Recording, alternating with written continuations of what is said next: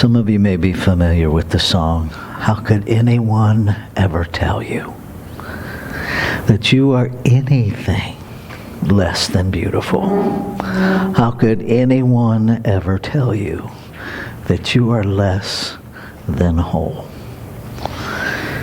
How could anyone fail to notice that your loving is a miracle? How deeply I'm connected to your soul," which feels like quite the perfect song for community.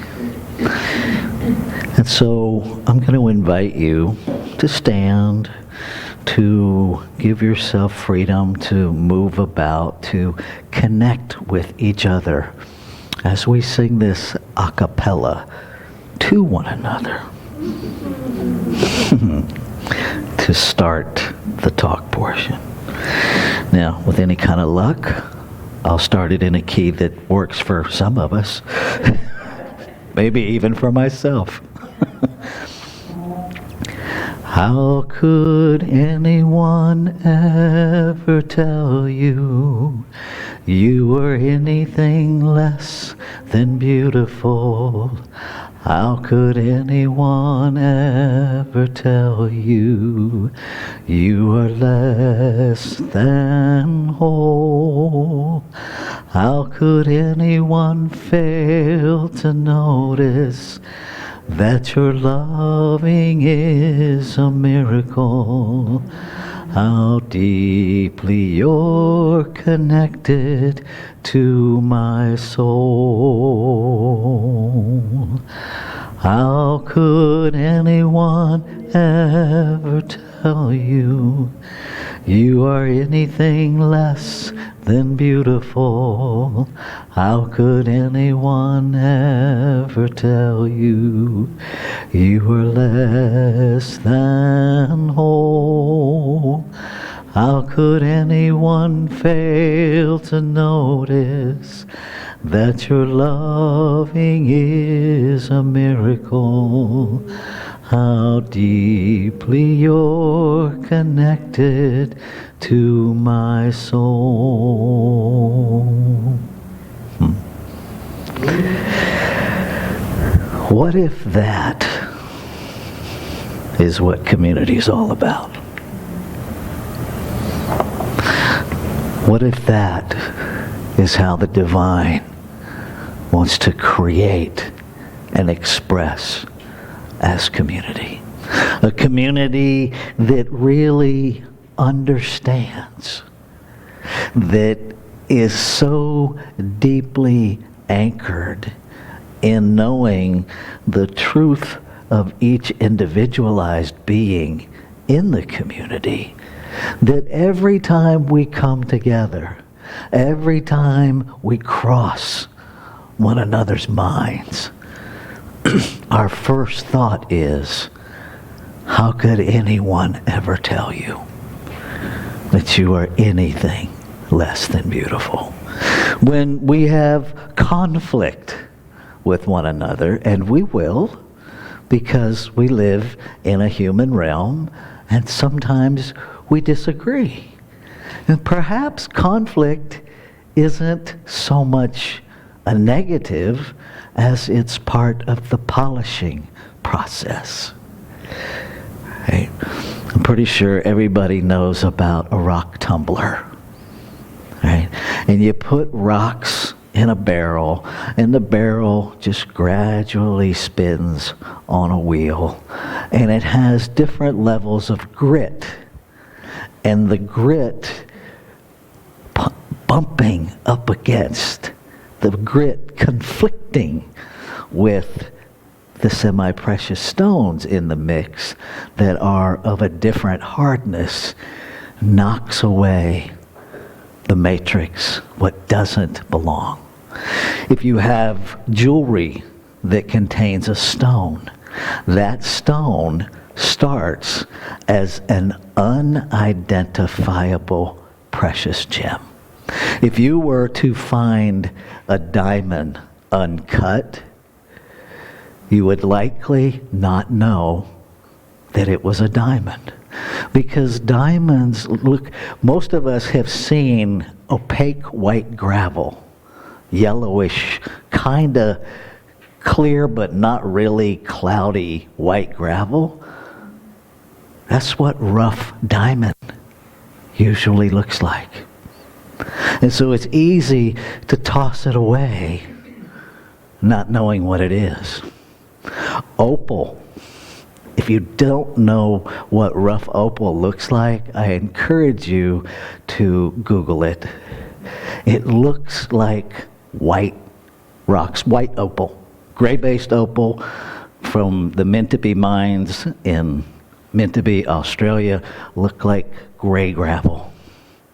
Until you spot this line of fire going through the middle. And perhaps some of our interactions that are a bit uncomfortable are that fiery line in us that is just waiting to be polished. As a lapidary artist, I learned how to cut stones. I learned how to do cabochon work. And cabochon work is the smooth cut. The ones that have all the edges, those are faceted stones. I couldn't facet a stone if I had to. I can freeform facet, but faceting machines confuse me because there's a whole lot of numbers and you have to lock them in and do everything the same, and I rarely do anything the same twice. So that's not my thing. Cabochon work, you work on the perfect form of the stone. And with opal, opal is a fascinating stone because you can see the line of fire, but it's just at the edge. And the goal is to polish it in such a manner that light refracts so that that fire is brilliant throughout the top of the stone where everybody can see it. And you can go from a piece of $35 rough opal to an opal that's worth thousands of dollars. And then if you go 30 seconds too long, you're back to zero. Because now it is worthless. Because you've taken away the perfect expression of that stone. And perhaps community is about learning to allow ourselves to be polished, to surrender to the grit, if you will, and learning how to be with one another, how to recognize the fire in one another, allow it its own process of emerging, to not bail on one another before we reach our perfect expression of brilliance. How to be vulnerable with one another. Vulnerability in this human realm, my experience, it's not a thing that we welcome. Anybody in here wake up this morning and think, how can I be really vulnerable today? Anybody have that thought? No. Because we've been taught that vulnerability is unsafe. What if it's not? What if it is the safest thing you can do? What if vulnerability is a willingness to surrender to the process of allowing all of the conditioned thinking, all of the matrix, the mental matrix, to be removed so that you get to experience the full brilliance of your spiritual self? What could be more safe? And what could possibly be more uncomfortable at the same time? See, I think we confuse safety with comfort. Right? If you're injured physically, chances are you need medical care. It doesn't feel good. It doesn't feel safe to allow total strangers to arrive in an ambulance and care for you. You don't know them from Adam's house cat. You don't know that they actually paid attention during their training. You know they have a badge that says they're trained, but you don't know, right? And so there's a level of trust that necessity creates that we lean into. And then they roll us into an emergency room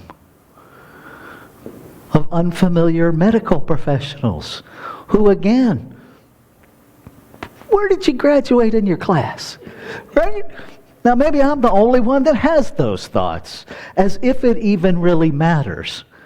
But I'm taught that it matters. I want the one who graduated first in their class, without any thought that maybe they cheated their way to the first in their class. Right? Because I'm not taught to think that way. My conditioned thinking says if you graduated top of the class, you're the smartest one. Maybe they're not. Maybe the one who graduated last in the class was a single parent raising kids, working 2 jobs. And maybe they're the most resourceful one in the bunch just because they graduated, because they figured out how. But my conditioned thinking doesn't allow me to consider that. And so maybe in this community, maybe the person that irritates you the most is the greatest gift. Because maybe what irritates them about you is a reflection of you that you're unwilling to deal with yet. Perhaps it could possibly sometimes roll out that way. Right? Because there's this phrase that I learned a long time ago in metaphysics: if you spot it, you got it. Right? And so if somebody else's behavior, you find it really annoying, you might want to spend at least a moment exploring, where do you behave like that? And don't get stuck in the exact scenario. See, that's easy to do. It's easy to say, well, I've never done that. And we'll look at the condition. But if selfishness is at the core of it, where am I selfish? If being a know-it-all is what irritates you, where do you show up as a know-it-all? If being dismissed is what irritates you, where do you dismiss other people? May be in completely different ways. My experience is if it annoys me, it is somewhere in me. And sometimes I have to dig pretty deep to find it, because sometimes maybe it's just me, but sometimes I have to navigate a little bit of denial that's even in me. Maybe it's just me. I can entertain that. My experience on planet Earth for 64 years tells me it's not. And the beauty of it is we get to create a community that is real. I studied community in ministerial school, and there's a thing called faux community, the look-good community, where everybody shows up and we're really nice, and nobody's telling the truth. Everybody's acting as if, and there is zero connection between the members of the community. I don't want to minister in that community, and I don't believe I am. I have had conversations with some of you who have been willing to challenge me. Thank you. Thank you, because you being willing to challenge me allows us to build a relationship. Allows us to do exactly what Spirit does. to evolve in reciprocity. See, that's the way life works. That's the way creation works. It's a reciprocal relationship. And so there has to be a full circle reciprocity. We have to learn to ask. We have to learn to receive. We have to learn to give. We have to learn to ask, to receive, to give. It's each of those things. We get to learn to be vulnerable. We get to heal this metaphysical misunderstanding that when something happens in your life, it means you did something wrong in your thoughts.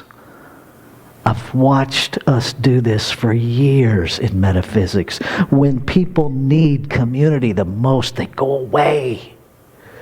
Because somewhere we have instilled in our teaching our own version of guilt, shame, and blame.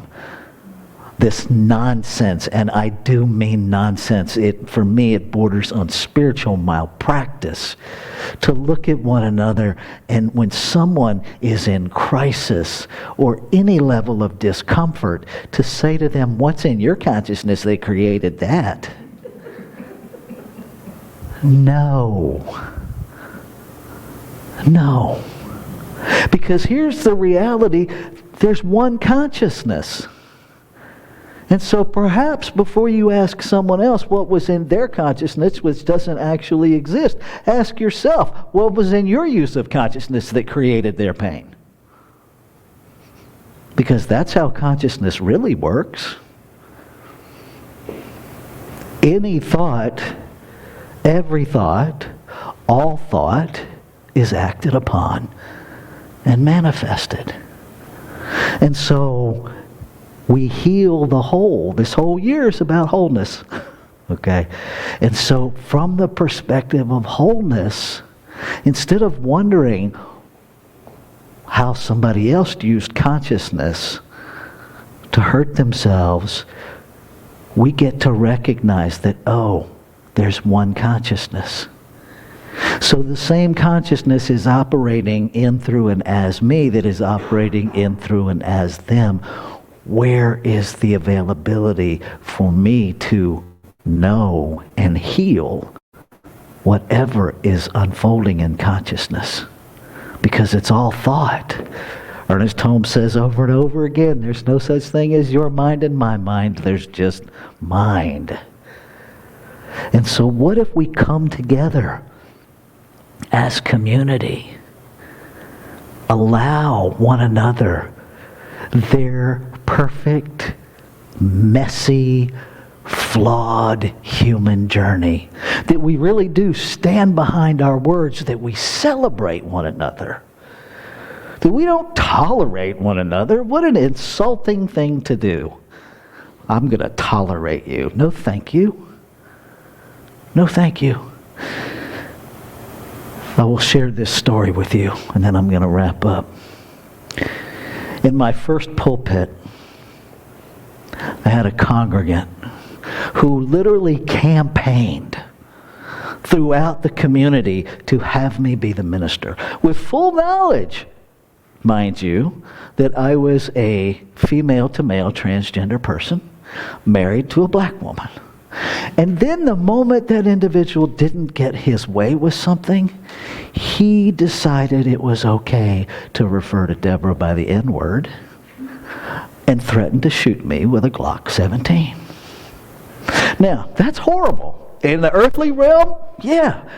But there's a gift in it.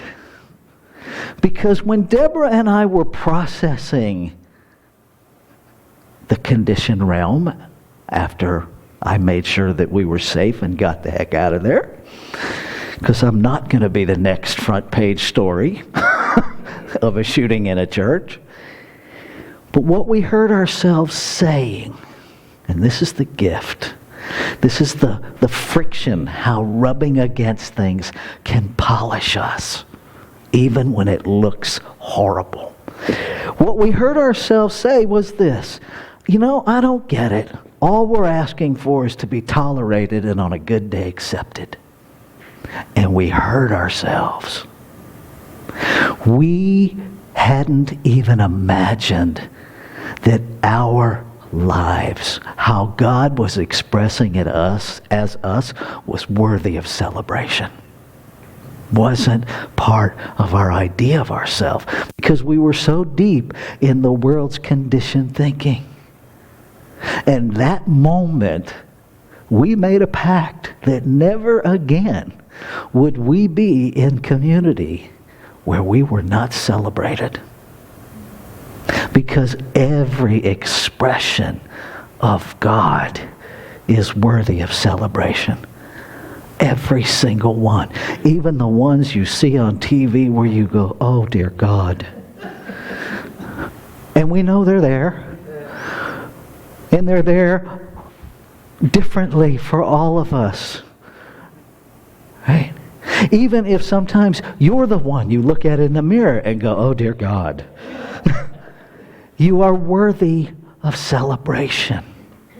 And our opportunity as community is to learn how to be with one another in the messiness of the process. We get to learn how to polish ourselves, how to make space for other people to be polished, how to stay in the game, how to create a community that expresses the infinite. That's what we get to do. I believe that's what we're doing. And I also believe we have room to grow. I invite you to know that this community has already grown. Don't get stuck. Don't get stuck in the conditioned visual of empty seats. Our job spiritually is to see it grown. Not to know it's grown once we see it. We get to see it before we see it. To know it spiritually. Then we will know it physically. When we do see what we don't see, we will see what we can't see. That's how it works. Faith is not, Hebrews 11:1, faith is the substance of things not seen, but hoped for. It doesn't say faith is the evidence of everything you see and weren't even aware you were hoping for. That's not faith. It takes absolutely no faith for me to know that I'm holding a bottle of Zero Gatorade. There it is. No faith required. It does take a certain degree of faith to know that when I go to the grocery store, it will be there. That takes a certain level of faith. Right? And so we get to grow our faith muscle little by little. How do you grow it in community? You begin to trust someone. Someone. Just pick somebody and begin to relate. Begin to communicate. Begin to share. When you're in the position of listening, if you catch yourself wanting to not listen, just remind yourself, whatever they're talking about is not about me. They're talking about them. No matter what they're saying, even if they use you, they're still talking about them. Right? It's that first agreement, personalize nothing.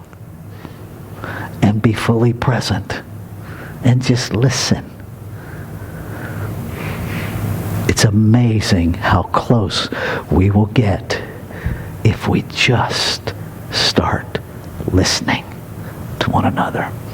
So we start there, and we go from there.